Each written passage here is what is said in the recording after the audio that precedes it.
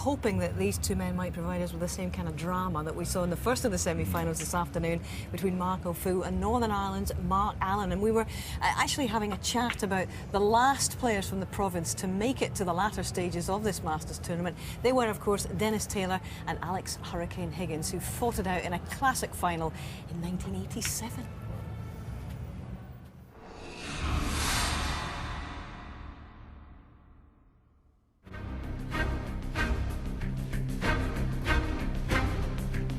The standard of snooker throughout the 80s was increasing all the time. Alex's glory years looked in the past. His last win was the UK Championship in 1983, and he'd started to develop a cautious and cagey game. The 1984-85 season was a great one for me. I managed to win 2 ranking tournaments, including the famous one against Steve at the Crucible. But I had to wait to the 1987 Masters before I got myself back into a major final.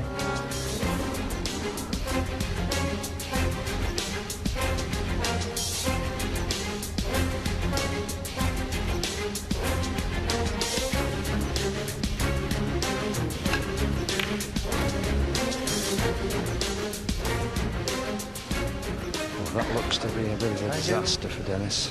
He's attempted to clip the red thinner. Too thick on the contact, and he's cannoning through a number of reds, and this has led to the opening for Alex. What?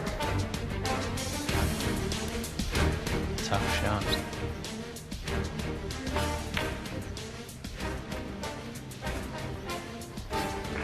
What a difference that has made. Well, the writing is certainly on the wall now. It's a cheeky one. That's a brilliant one. Well, at 8-5, a lot of people thought it was all over. We both left the arena. A friend of mine told me that Alex's manager had ordered a dozen bottles of champagne to celebrate Alex winning his first tournament for something like 4 years. Well, that was all I needed, because I went back into the arena and I started performing. This is probably his last chance in this match.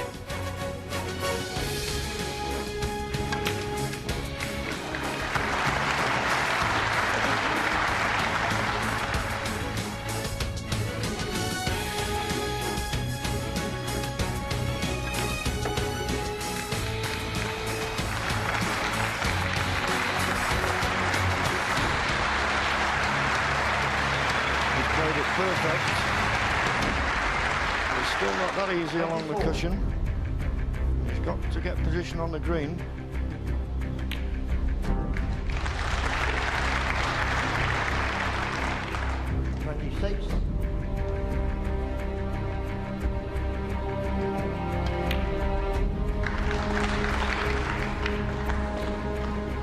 Obviously feeling the pressure, and he's mishit it badly.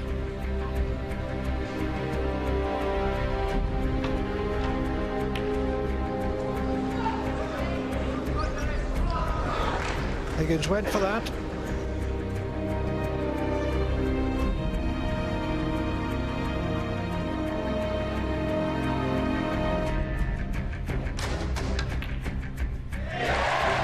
never over till it's over. Dennis Taylor looked out of it, but with a fighting 44, and later the black. He stays in the match. He still trails by 2 with 3 to play. Alex Higgins leads by 8 frames to 6.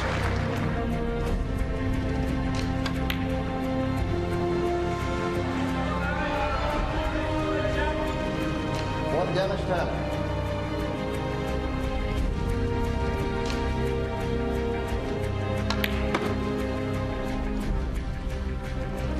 Now Higgins has gone a shade ragged, just as Taylor did in the last frame.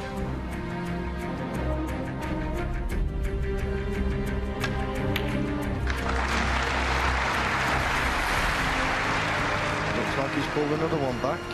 Higgins was 3 up with 4 to play. Must be resigned now to being only 1 up with 2 to play. Alex Higgins is a great competitor, 21. particularly under stress. Oh, he's missed it. 21. Alex Higgins.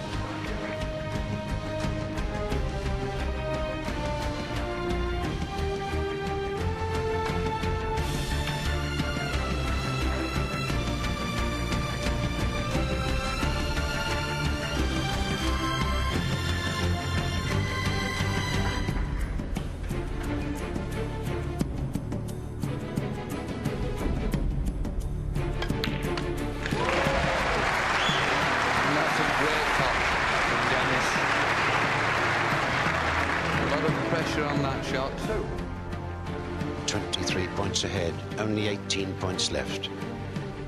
And that's not for long. Alex again has to wait. We now have the 17th and final frame to play. 14.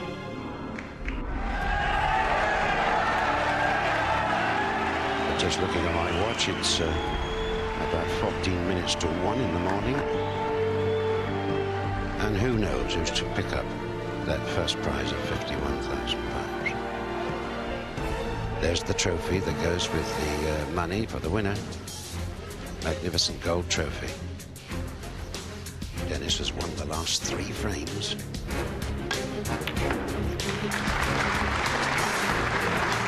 Alex under terrific pressure now. He's been looking for the one frame he needs for the last 3 frames.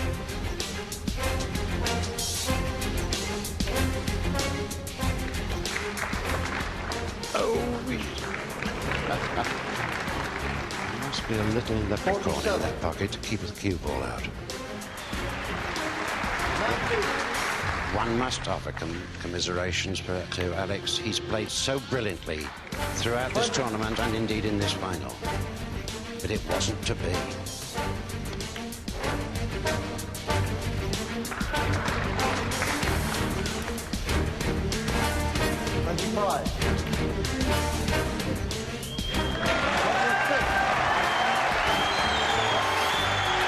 And Alex comes forward, congratulates Dennis, who at his 10th attempt becomes the master of 1987. Well, I had some great battles with Alex Higgins down the years, but that 1987 Masters will stay in my memory forever. That was one of my greatest wins in the game of snooker, and to do it against the late and great Hurricane Higgins is something very, very special. This match finished at 9 minutes past 1 in the morning. The only final to finish later was the Grand Prix Championship in 1985, where I got revenge on Dennis Taylor at 2:14 in the morning.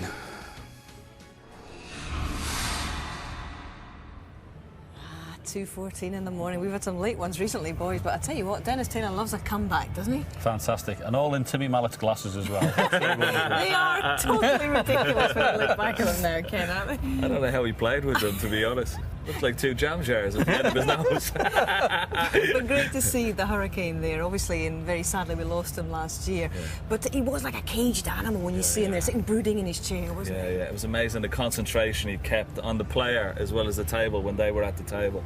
But he was a fascinating character, and the reason why I took up the game, why I wanted to be a snooker player, was when I watched Alex Higgins play. He was just so influential at the time. You know? Plenty of anecdotes about him. I'm sure he was a real hero of yours, wasn't he? He was a great hero of mine, and I think one of the iconic moments of snooker down through the years was when he won the World Championship and the baby came out and the tears coming down his face. But the first time I met him, I was working in Goffs as an usher, and one of my jobs was to get a drink for Alex, and he said to me one time, he said, "Okay, babes, if I ask you for an orange juice, that's a vodka and orange juice.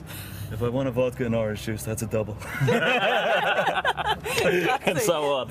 Anyway, it was triples of quadruples by the end of the night. Yeah, he was some man, wasn't he? First time I met Exhibition, Sandown Labour Club, went on my bike, about 14 I was, drove up there, got the best seat in the house waiting for him. He was late, and he turned up with 2 blondes on his arm, twins. And he come up to me and went, "Hey kid, can I have that chair for my sisters?" Now I was only 14, but I knew they weren't his sisters. Stop, lest we go too far, shall we? We can talk all night, I'm sure.